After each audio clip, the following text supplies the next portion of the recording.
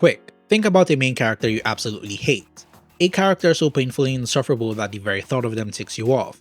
The moment they come on screen, your mood immediately sours because they make every scene they're in worse just by existing, and most times you end up dropping the series because they're just that bad, draining the fun out of the watch experience. But what happens when you get a main character who is able to be painfully insufferable, never passing up a chance to grind your gears, but still feel engaging and relatable to watch? You get Aku No Hana's Kusaga Takao, a kid so pretentious he could give performative males a run for their money. Set in a quiet, ordinary Japanese town, Aku No Hana, also known as Flowers of Evil, is a story centered around our main character Takao, a rather unassuming kid with his most defining trait being that he loves reading.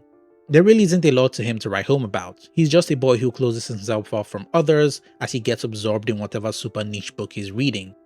He sees the day he lives as all being the same, but that all changes when, one day while staying behind in class, he stumbles across a pair of gym clothes belonging to a fellow classmate. But not just any classmate, but the very girl he has a crush on, Saeki Nanako. And in that moment of adolescent impulse, he steals the clothes. But unknown to him, someone actually saw the whole thing, that being Nakamura Sawa, the black sheep of their class. She uses this as the catalyst to bring the two together, forming a contract with Takao in exchange for her silence. What this contract entails is up to the whims of Sawa, a girl so turbulent and impulsive, her very presence places the young boy on edge. What follows is her taking full advantage of the boy as she forces him to reveal who he really is, a deviant hiding behind the mundane, someone like her. Aku No Hana is a story that gets pretty uncomfortable to watch, mostly because of the animation. As you can see, the characters are all entirely animated through rotoscoping, to give it a very uncanny feeling. From their movements to their facial expressions, it all resides in the uncanny valley, but helps to enhance the discomfort that comes with watching our main character be the worst. I will be spoiling all 13 episodes of the anime, but I will not be touching the manga.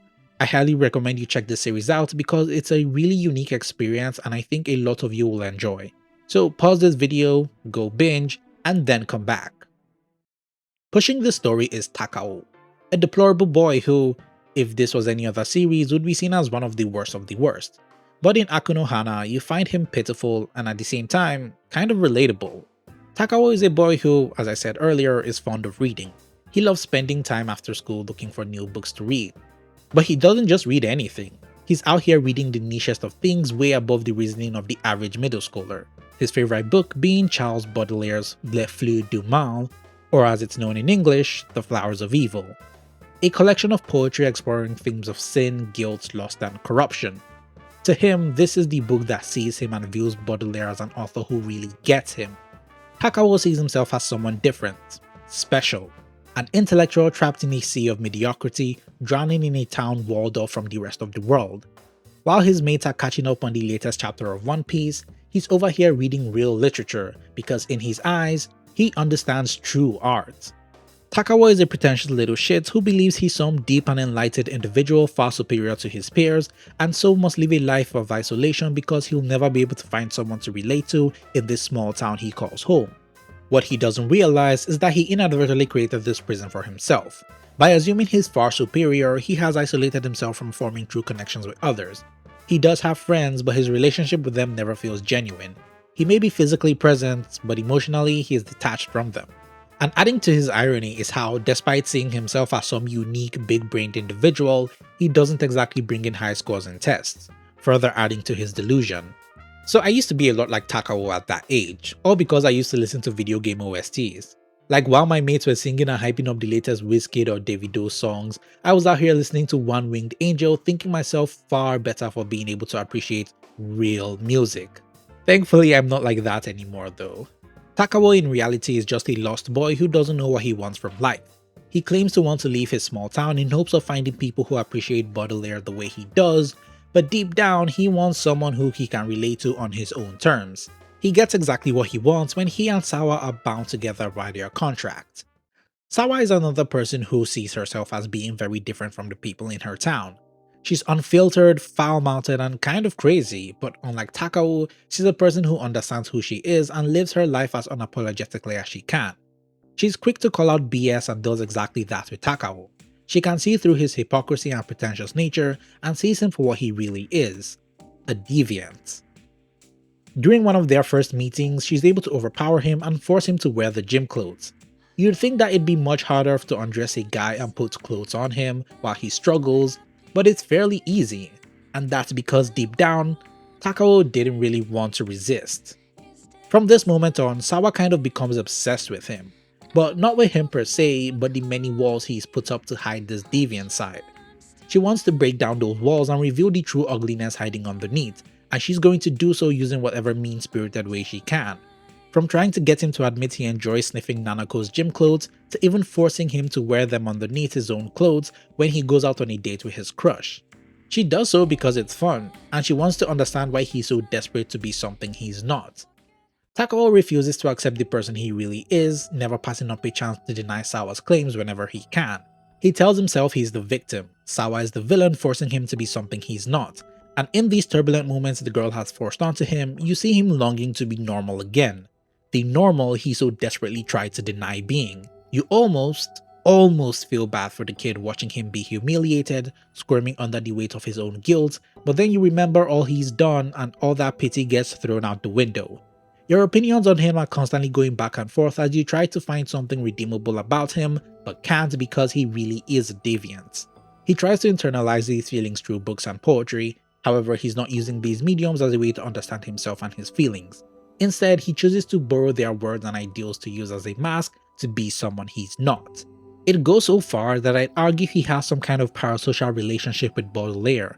From having a photo of the man in his room to asking, what would Baudelaire do when he struggles emotionally? His pretentiousness even translates into the way he views Nanako, the girl he has a supposed crush on.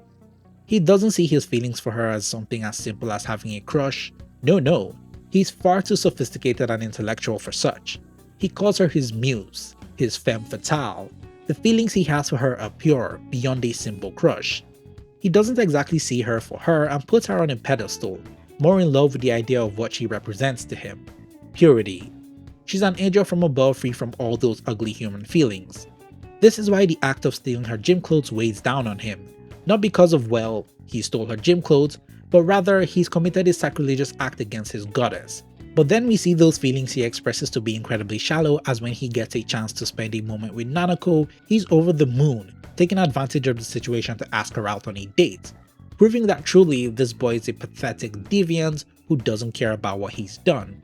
When Sawa catches wind of this, she forces him to wear Nanako's gym clothes under his clothes throughout the entirety of their date.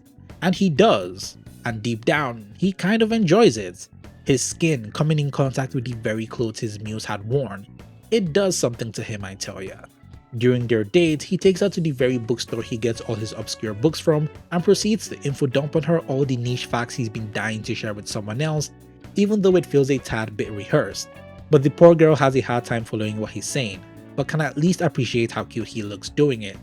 I'm all up for info dumping, but man, this whole interaction is so painfully one-sided. Takao can't even see the brief moment of disinterest in her face. What their interaction shows us is that Takao doesn't really want someone he can appreciate literature with, but rather wants someone he can show off his knowledge to. He wants a way he can actively show how superior he is. Their bookstore visit ends with him buying her a copy of Baudelaire's Flowers of Evil, something she's not all that enthusiastic about, but is determined to read it if it means it'll bring her closer to him. Their date concludes with him asking her out, to which she agrees. What follows is a rather awkward relationship. The big irony about Takao's perception of Nanako is that deep down, she's a girl who doesn't really see herself as anything special. All she's ever done is follow the rules and agree with what everyone else has said, never straying from the path others have made for her. She has no will of her own and sees herself as being weak for that. However, she has accepted this side of herself. She's not the flawless angel Takao sees, but just another human, which is why she's especially glad when he asks her out. To her, if someone like Takao is able to see her despite her weaknesses, she must be worth something more, right?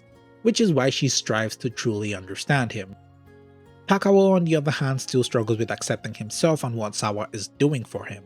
The frustration and build-up of all his denial results in two kids finally letting out all that pent-up energy on their classroom late at night. It's a powerful scene that shows the two characters laughing and being free in the midst of all the chaos they're creating. In that moment, they have truly connected with each other, and even though what they're doing is wrong, I ended up feeling happy for them. Following this is about 8 minutes of the two of them walking back home together in complete silence. This moment doesn't need words to tell you just how he's finally accepted who he is. The indescribable weight he's been carrying is finally gone. He's ready to face the consequences of his actions come tomorrow morning in school. You see, he had written down his confessions on their classroom board, but because of all the mess they made with black ink, it's ineligible to everyone else. Somehow he's been saved from the retribution, but this only leads to him retreating back into his delusions and the only way to ignore the anxiety he's been feeling. This all leads to the climax of the first season. He and Sawa hop on a bike in an attempt to leave their town, and maybe if they do, they'll finally find a place they belong, and soon after, Nanako follows suit in search for them. The three kids eventually come face to face with each other under the pouring rain. You see, Nanako did find out he was the one who stole her gym clothes and was kind of happy about it. She couldn't hate him for it and ended up blaming herself for him retreating. When she finally catches up to them, she apologizes to him, blaming herself for everything. It's then she pulls out the book he bought for her, and admits that despite reading it over and over again, she found it hard comprehending what the book was really about. She was desperate to, because to her, this book represented who Takao was deep down inside, and if she can't understand it, she can't understand him. She begs him to tell her what this book is really about, what goes on inside his mind. And before he can respond to her, Sawa cuts in and reveals to her everything he's done since stealing her gym clothes, stripping him naked in the process and exposing her to the real ugliness he hides underneath. And he doesn't resist. He stands there waiting to be chastised for being a gross pervert who deserves nothing but death. But Nanako doesn't care. She's ready to accept him for whoever he is deep down inside. This is when he can no longer keep up the facade, so he lets it all out. He admits he doesn't understand the high-class literature he's reading. He admits he only pretended to be different from all those boring people. He admits he never understood Flowers of Evil or Baudelaire at all. He just liked to imagine himself reading these books. He calls himself an empty nobody, not even able to have the capacity to be a deviant. With those simple words, he rejects both girls and what they represent to him. Nanako, the girl who was ready to accept the fake him for all he was worth, and Sawa, the girl who pushed him to be the person he really was. He chose neither, and is left with nothing. However, it's in that nothingness that Takao is finally able to see and accept who he really is. A month passes and we learn that he no longer reads books, symbolizing that he has chosen to stop hiding from his feelings and face them not as Baudelaire, but as Takao. He's able to understand that that night under the rain, Sawa, as cold and abrasive as she was towards him, really enjoyed being with him. She had found someone to relate to, but he denied her every chance he got. It's thanks to this introspection that he's finally able to choose what side he wants to be on. He seeks out Sawa, this time more confident in the deviant he is inside, and promises to show her his true self and take her out of their dead-end town, ending the anime on a somewhat hopeful note. But that's actually a lie. They get into way more messed up stuff in the manga that I will not be spoiling, as I really think this is a story people should experience themselves. Takao was a character I despised greatly because of how pathetic he was. The anime did such a good job putting me in his shoes that even I began to reject him because I didn't want to accept that I related to him to an extent. But by the time the final credits rolled in, I felt pity for him. Watching this lost boy pretend he knew who he was resonated with me, and I genuinely wanted to see him do better, and every time I gave him that benefit, he spat in my face. And that's what I think is one of Aku No Hana's strongest suits, forcing you to acknowledge parts of yourself you'd rather not, as ugly as they may be. And it's only by facing this ugliness will you finally be able to let that flower inside you bloom. It may not be the prettiest flower there is, but it's honest, and it's you. And that's what makes it truly special. That'll be it for this video. If you had fun watching, consider dropping a like and sharing what your thoughts on the video were, as well as Aku No Hana as a whole. I love seeing what you guys have to say, and while you're there, consider hitting that subscribe button if you aren't already, so that you can stay up to date with future content. And if you'd like to support me further, I've got a Patreon where you can gain access to exclusive content and shout out at the end of future videos. As always, this has been your very favorite slice of bread. Stay toasty.